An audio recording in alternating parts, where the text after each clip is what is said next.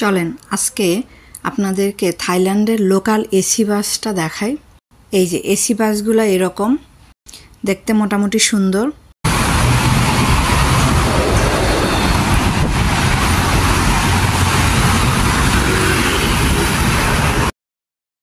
আর এটা ভিতরে উঠে গেছি, এটা ভিতরের অংশ।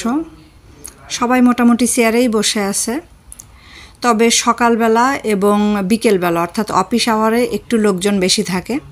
আর এসি বাসে উঠতে মজা, কোনো খারাপ লাগে না।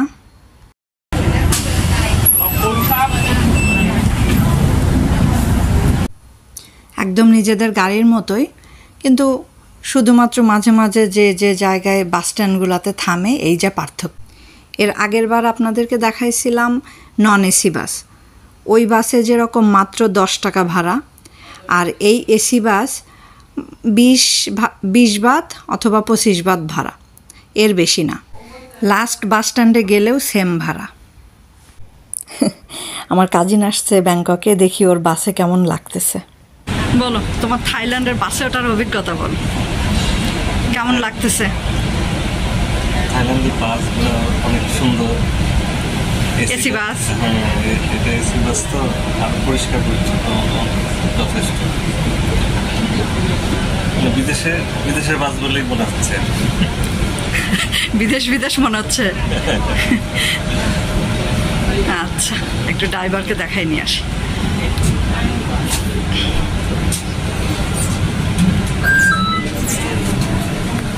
খতর খা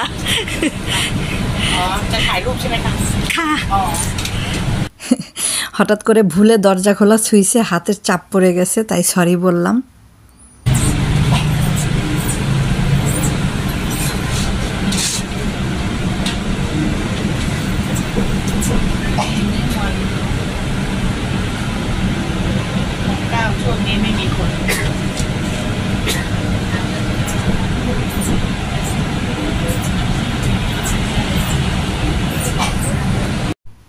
এখানে বাসের টেম্পারেচারটা শো করতেছে 23 ডিগ্রিতে আছে, বেশ ভালোই ঠান্ডা।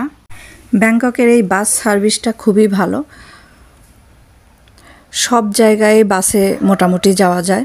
শুধু জানতে হয় যে কোন নাম্বার বাসটা কোন জায়গায় যাবে। বাস স্ট্যান্ড আসার আগে এই যে এখানে হাতে টিপে দিলে ওই বাস স্ট্যান্ডে থামাইয়ে দিবে। আর যদি ওই বাস স্ট্যান্ডে নামার কেউ না থাকে তাহলে বাস আর দাঁড়ায় না।